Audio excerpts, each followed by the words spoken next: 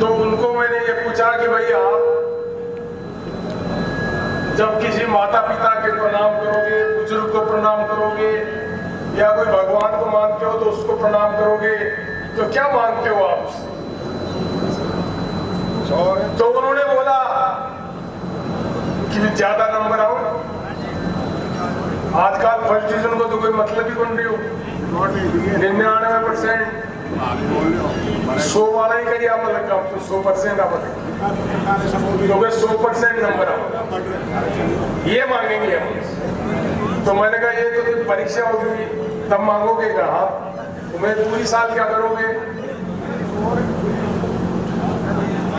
मैंने कहा भारत को अगर चीन और पाकिस्तान हमारे मित्र नहीं है, उनसे हमें खतरा है, कभी भी वो हमारी लड़ाई हो सकती है, तो हम ये थोड़ी मांगेंगे कि हम उनसे जीत जाए।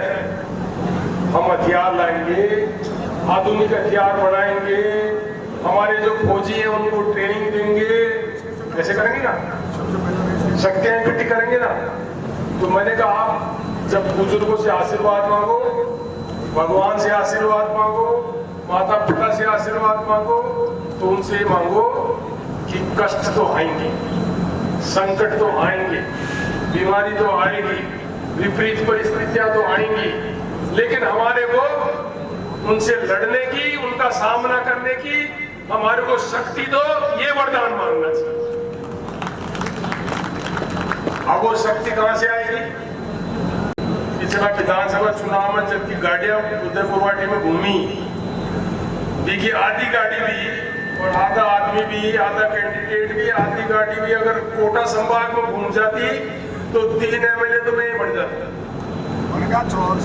वो 17 जाति जो है ना उनमें यहाँ नहीं है, वहां रहते हैं वो कमजोर, और वहां 40-50 हजार वोट जो है 3-4 विधानसभाओं तो कम से कम है वहां। तो इसलिए मैंने पिछली बार भी कहा था कि भाई झुंझुनू में, उदयपुर वाटी में यहाँ पे ज्यादा शक्तिशाली लोग हैं, बलशाली लोग हैं। राजस्थान में दूसरे जिलों में कमजोर पड़ते हैं लोग, तो कुछ भाई जहाँ ज्यादा हो, ज्यादा जहाँ माल पैदा होता है वहाँ कम होता है, वहाँ एक्सपोर्ट होता है ना व्यापार, तो उनको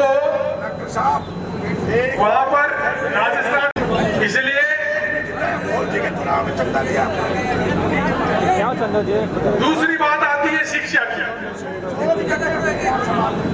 शिक्षा के अंदर क्या हमने कोई कोचिंग संस्थान खोले? आपका सीकर जिला है पास में, पहले हम लोग कोटा का नाम लेते थे, कोटा का नाम लेते थे, आजकल सीकर का नाम हो गया, कोचिंग संस्थान हो गए, और वहां पर अच्छे से अच्छी कोचिंग हो गई कि वो कहने को तो कुछ भी कह सकते हो कि साहब लोग पेपर आउट करके, लोग बेईमानी करके और लोग फ्रॉड करके, और फिर जो है RPSC में या वहां पर जो दूसरी परीक्षाएं होती है भर्ती उसमें होते हैं। मैं मना नहीं कर रहा कि फ्रॉड नहीं होता है, लेकिन 10% होता होगा, 20% होता है, सारा तो नहीं होता। सारा ही फ्रॉड होता तो ऑफिसर नहीं, IAS नहीं बनता। भाई मैं तो 11वीं क्लास तक गांव में पढ़ा, और मैंने 11वीं तक तो हिंदी को ना वही राजस्थानी बोलता। 11वीं के बाद में इंजीनियरिंग कॉलेज के आने के बाद में अंग्रेजी और हिंदी एक साथ सीखी। तो क्या हमारे बच्चे, हमारे स्कूल में जाने वाले लड़के लड़कियां, कॉलेज में जाने वाले लड़के लड़कियां, जो भविष्य है, अरे तो काफी तो टूटा होगा, पर वो जो भविष्य है हमारा, वो क्या कर रहे हैं, इसके ऊपर क्या हमने देखा? भाई आप कुछ भी कह दो, किसी के लिए कुछ भी कह सकते हो, किसी भी समाज के लिए, पर मैं कहता हूँ कि ये नहीं करना चाहिए। हरियाणा में कौन सा रिजर्वेशन था जी? पूरे हिंदुस्तान को 75 मेडल मिले, उसमें से 35 तो हरियाणा वाले ले गए। आपके पड़ोसी का राज्य है, आपको कौन रोक रहा था कुश्ती खेलने से?